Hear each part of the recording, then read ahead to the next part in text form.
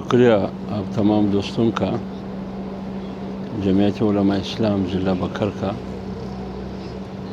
آج یہاں آنے کا بنیادی مقصد یہ ہے کہ ادھر جمعیت علماء اسلام ضلع بکر کی طرف سے کانفرنس، ایک عظیم الشان اجتماع کا انعقاد کیا گیا ہے استحکام پاکستان اور ختم نبوت کے نام سے۔ تو لہٰذا آج یہاں بکر میں آنے کا بنیادی مقصد یہی تھا۔ باقی جمعیت علماء اسلام کا یا پی ڈی ایم کا بنیادی مقصد ملکی سطح پر، ملکی سیاسی حوالے سے وہ پوری قوم پر عیاں ہے، کوئی چیز بھی پوشیدہ نہیں ہے۔ بنیادی مدعا پی ڈی ایم کا، جمعیت علماء اسلام کا، وہ یہ ہے کہ اس ملک میں آئین نہیں ہے، عملاً آئین کی عملداری نہیں ہے، ملک میں لاقانونیت ہے، ملک میں جمہوری ادارے برائے نام ہے، عملاً غیر فعال اور معطل، مفلوج ہو چکے ہیں۔ موجودہ نام نہاد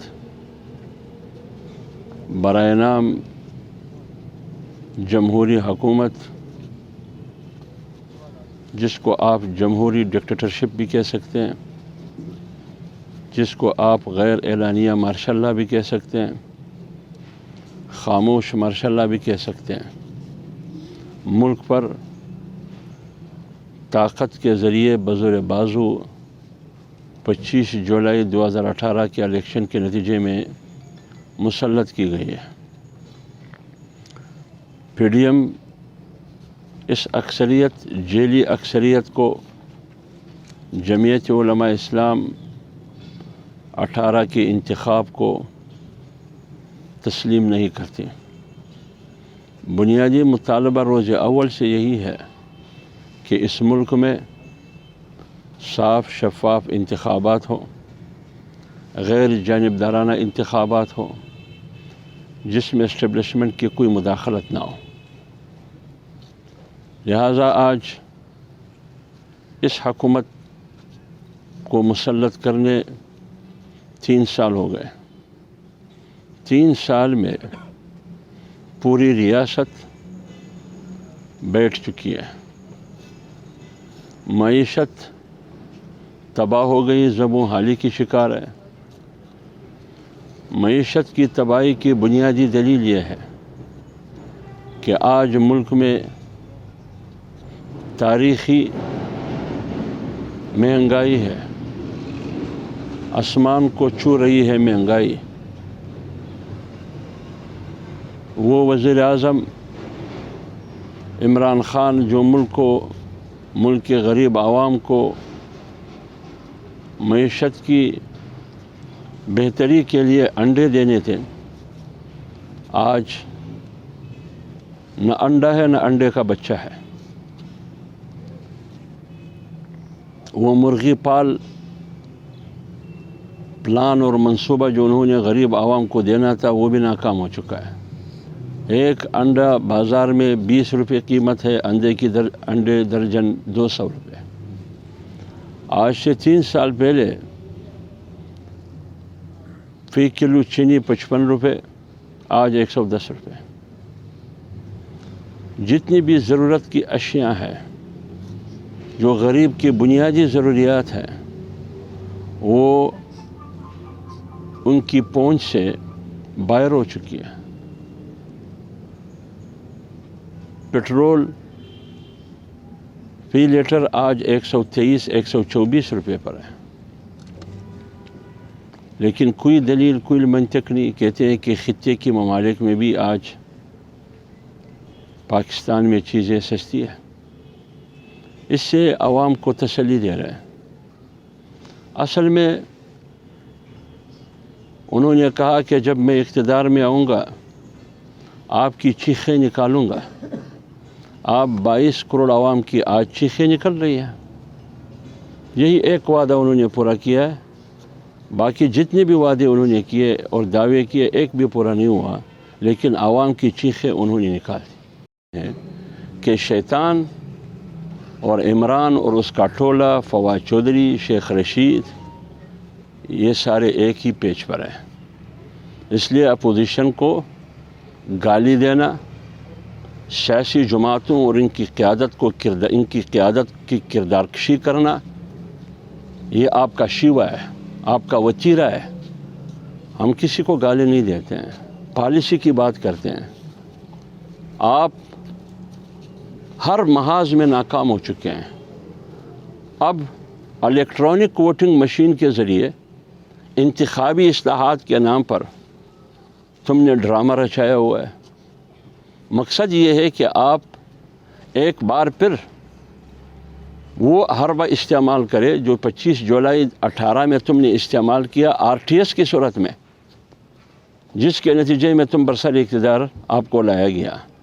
اس بار تم اور آپ کے پشتیبان EVM الیکٹرانک ووٹنگ مشین کے ذریعے دھاندلی کرنا چاہتے ہو، ملک پر مسلط اپنے آپ کو کرنا چاہتے ہو.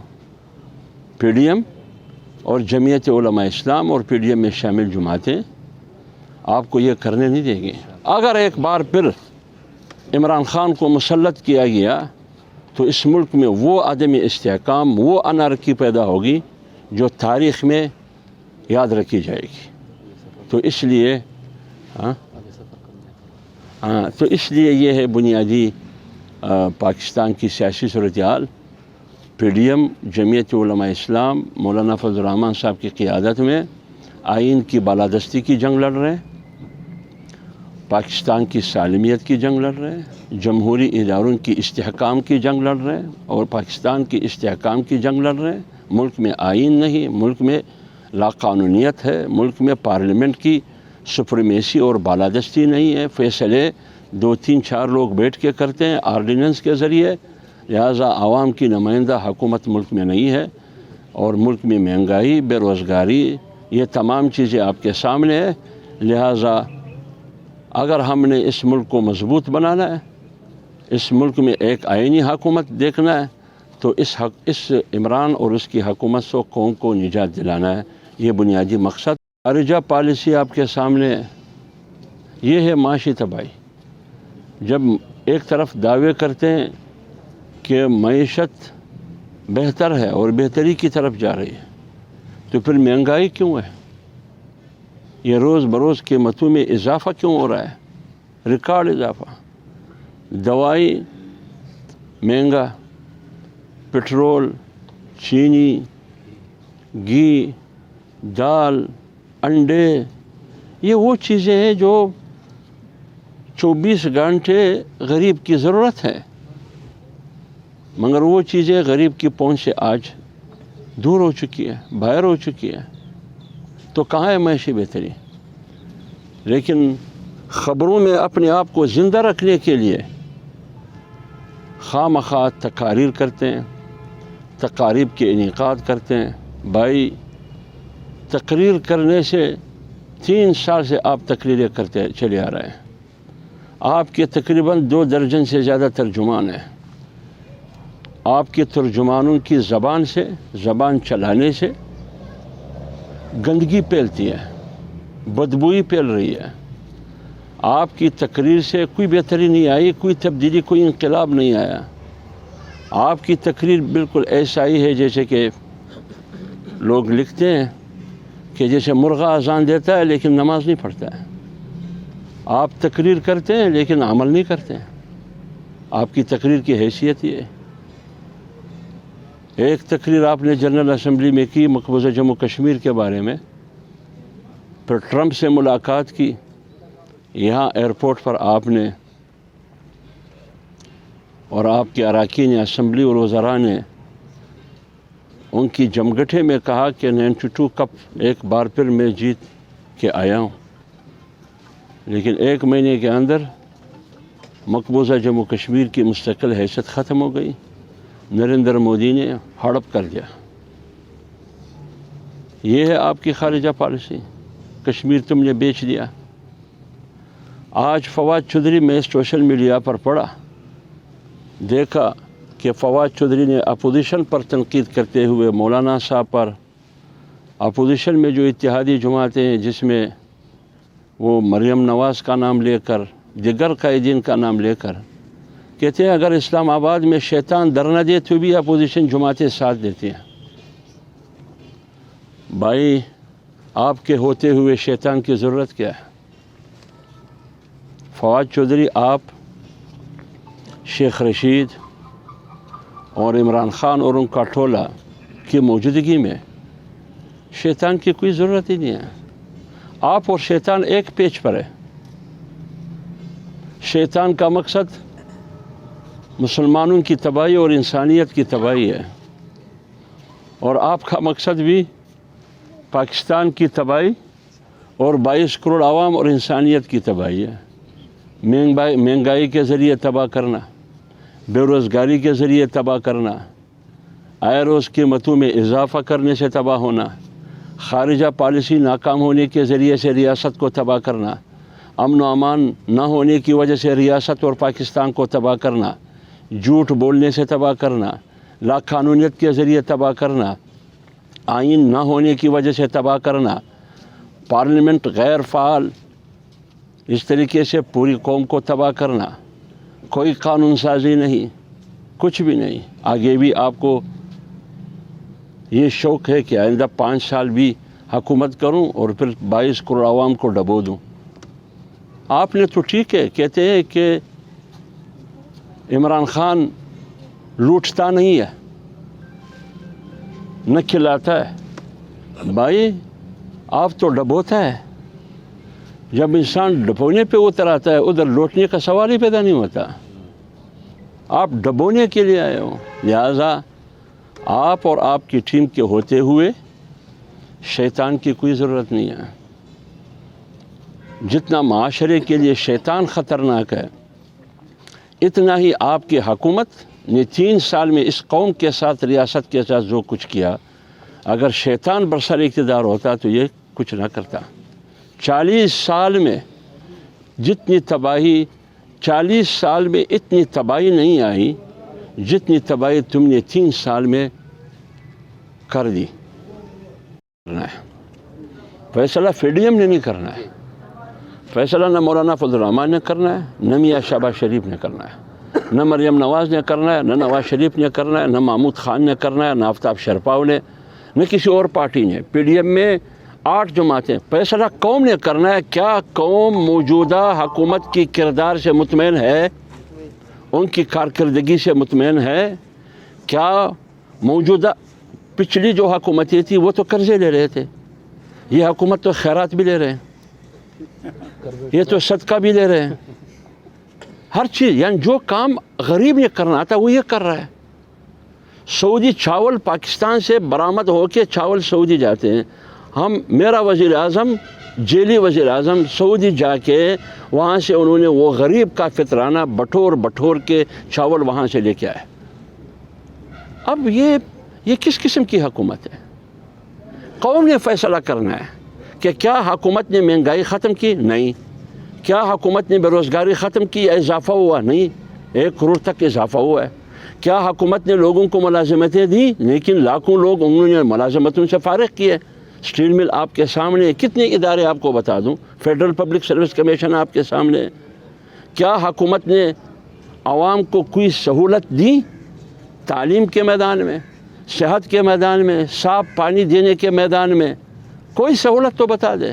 روزگار کے میدان میں نہیں دی، تو پھر یہ قوم کی ذمہ داری ہے کہ آنے والے الیکشن میں اس کو ریجیکٹ کر دیں۔ یہ ان کی ذمہ، خواہ یہ ہو یا ان میں پسی ہوئی امپائر کی انگلی ہو، یہ انگلی آپ نے نکالنا ہے۔ میرا ایک سوال ہے آپ سے۔ آپ ابھی کراچی میں 29 اگست کو ہم نے جلسہ کیا، اگر آپ وہاں آتے کہ عوام ہے یا نہیں ہے۔ بنیادی مقصد یہ ہے کہ کیا موجودہ حکومت کی سپورٹ میں عوام ہے؟ نہیں ہے۔ اور یہ شعور قوم کو کس نے دیا؟ اگرچہ میڈیا ہمارے خلاف ہے، میڈیا حکومت کی کنٹرول میں ہے، وہ ہماری آواز کو دبانا چاہتے ہیں، بلکہ حکومت خود پاکستان میڈیا ڈیولپمنٹ اتھارٹی جو انہوں نے بنایا، اس کے ذریعے آپ کی آواز کو، میری آواز کو، میڈیا کی آواز کو، صحافت کی آواز کو وہ کنٹرول کرنا چاہتے ہیں۔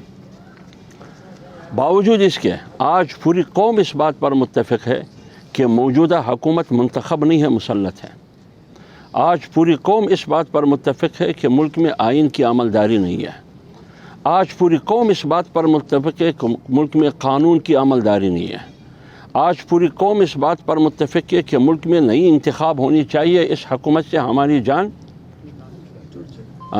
تو اس لیے یہ آگاہی، یہ شعور، یہ کس نے دیا؟ یہی پی ڈی ایم میں شامل جماعتوں نے دی۔ کیوں؟ جس دن انتخابات ہوئے 25/18 کو، 48 گھنٹے کے اندر یہی جماعتی بیٹھ کے ایک ہی نقطے پر متفق ہو گئے کہ اس انتخابات کو ہم تسلیم نہیں کرتے، اقلیتی پارٹی کو اکثریتی قرار دے کر مسلط کی گئی، اور ہم چاہتے ہیں کہ ایک صاف اور شفاف انتخابات ہو۔ اس وقت حکومت کی کردار بھی عوام کے سامنے نہیں آیا تھا، لیکن 3 سال میں وہ کردار بھی سامنے آیا۔ اس وقت ہم نے کہا کہ یہ غیر منتخب، جیلی اور داندلی اور چوری شدہ مینڈیٹ کے نتیجے میں یہ حکومت نصب شدہ ہے، لیکن یہ ثابت کرے گا تاریخ کہ یہ نااہل بھی ہے اور نالائق بھی ہے۔ آج ثابت ہوا، پوری قوم اس بات پر متفق ہے۔ اس لیے جب عوام نے یہ تسلیم کیا تو یہی تو پی ڈی ایم کی کامیابی ہے۔